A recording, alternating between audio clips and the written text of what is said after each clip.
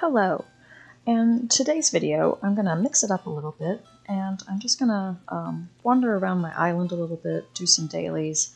I've got some flower maintenance that I need to do, things like that. And while I'm doing that, I thought I would chat about kind of my own journey as a YouTuber and what that's been like and how I got started, and kind of some tips and tricks that I think might be helpful to share, just in case any of you are thinking of starting a YouTube channel or just kind of getting more into gaming and sharing that gaming joy with others. So it can sometimes be hard to know what to do or where to start and everything like that. So there are 3 areas that I just want to cover talking about that. And those 3 areas are confidence, capabilities, and budget. And I think those are all pretty connected to each other as well. But I think I'll start with when I started thinking about doing a YouTube channel, like what my confidence level was like, that sort of thing. So we got Ione there having a think, but we'll let her keep thinking. Anyways, so the confidence at the time for me was kind of like there were different things that people were doing with gaming. Like, for instance, some people were just sharing their voice and doing commentary with gaming. Some people were sharing their voice and their image, or they were using a camera and everything like that. Some people do no commentary games, where it's just focused more on the gameplay. And so I thought there's different styles of kind of doing a YouTube channel, of sharing different types of videos, different types of gameplay, that sort of thing. And I had to think about like what I was comfortable doing, at least getting started. So for me, doing the no commentary stuff was a comfortable way for me to get into having a YouTube channel and sharing my gameplay. This also leads into budget and capabilities. So it's a lot cheaper to not have to invest in like microphone equipment or sound equipment right away. It's a lot cheaper to not have to invest in a green screen or any sort of video cameras or anything like that. So that's one way you can think about gaming on a budget. Consider doing just videos, just recording videos, because you can find free software that's out there, open source software that can help you record different things. OBS is a popular one, and that's one that I use for recording. So that's kind of what I was thinking about in the beginning, was my budget, what's my confidence, what do I feel comfortable doing, that sort of thing. And then also, what are my capabilities?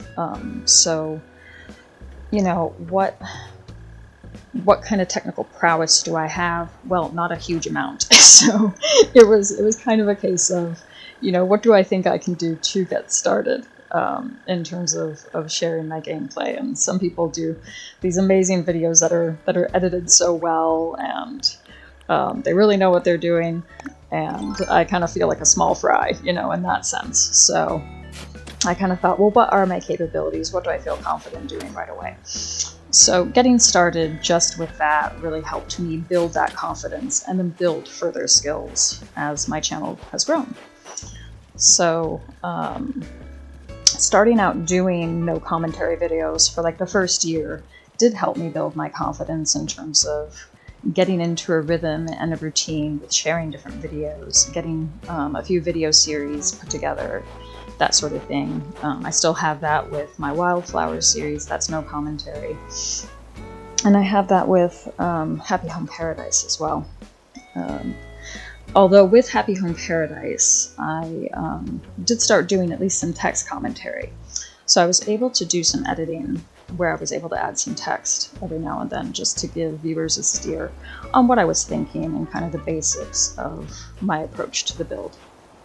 So that was really helpful too. That helped me kind of build confidence in terms of what I'm communicating to the audience through my gameplay, that sort of thing. So I'll just dig up some of these flowers because they're really growing fast. And then we've got a star here as well. Ooh, got a ringoid. Okay. I have this wonderful collection of all these dryroids that I think I'm going to do so many things with, and then they just stay in storage instead. Kind of gathering dust, if dust existed in this game. Anyways, what was I saying? So I was talking about kind of starting out with no commentary, and now I've moved into doing voice commentary.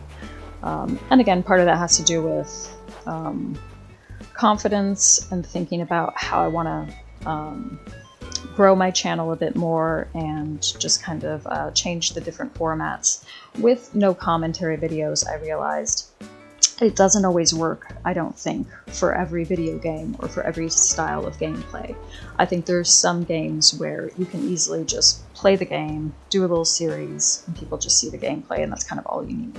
But there are other ways of doing videos and doing playing video games where it is really helpful, I think, for the audience to get more than just that. Having commentary, whether text or voice, can be really helpful. And even sometimes showing your face or having yourself as the player be part of that experience for people can also be really helpful and be really beneficial to the gaming experience. So that's, those are also things to consider as well, is depending on what style you choose for your gameplay, you kind of have to think about how that works for the games that you choose. So that's another thing. With Wildflowers, I thought it was easy enough just to do no commentary videos because there is voice acting in the game. So there's a lot of storytelling going on already with the gameplay.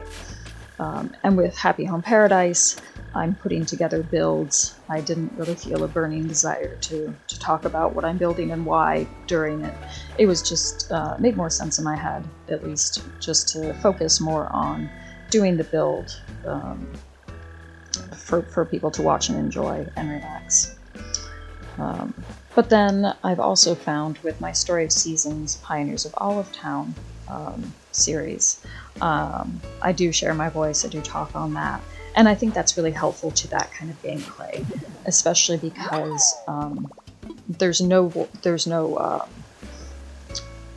was I saying? There's no voice acting with that, but there are cutscenes where there's a lot of dialogue. So I think in that sense it's helpful for the player then to kind of be the narrator for all of that. So those were kind of things on my mind, thinking about in case any of you were thinking about doing something like that but didn't know where to start. These are the things that I considered before I got started and kind of prepared for setting up a YouTube channel for gaming specifically. Budget is another thing, and I touched upon that, but I'm on a low budget personally. I don't really think I can afford all the bells and whistles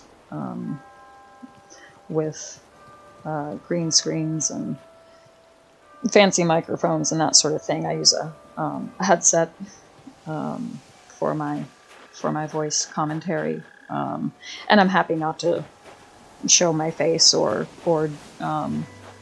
use video footage of myself playing or anything like that. I don't really feel the need to do that. So thinking about, what equipment you have access to, what you can afford, what your capabilities are, what your confidence levels are, that can be a good starting point. And then once you kind of get those basics down that work for you, you can continue to build that confidence more as things progress. So that was really the things on my mind that I wanted to share in this little video. Just kind of wandering around, having a little chat about that. It's been so much fun doing this YouTube channel. And it's not a huge channel. It's a pretty small one in the grand scheme of things, but it's just been a great opportunity to meet other YouTubers, to meet other people who love games, similar games to me, sometimes the same games, but then I'm also able to kind of learn about other games and gaming in general from different people. And you get a lot of support as well from people too. There's been some really great gamers that I've gotten to know, and I'll just swap that out. There we go. And it's a really good time. So thinking about growing your channel might also factor in. For me, that wasn't a huge priority. It really was just getting started, having fun, enjoying the process, the creative process, the creativity of sharing these videos and creating these videos, and getting to know other people that way. So I guess my advice would be, if you do want to start a YouTube channel, try to make it fun. Don't make it into a chore. Don't make it into a numbers game where you have to get X amount of subscribers in a certain amount of time. You can do it that way, but I just don't think that would be as enjoyable. It would kind of turn it into more of a cause for anxiety rather than just a creative outlet. So let's sell these things.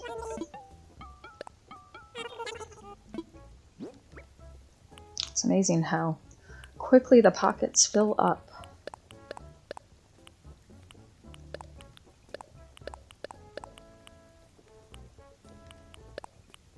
And then of course there's some things I potentially want to keep. I'll probably get rid of the squeakoid.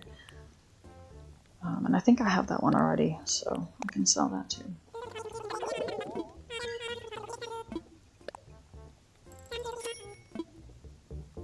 Okay, great. Let's just move these up and organize them a little bit more. Super.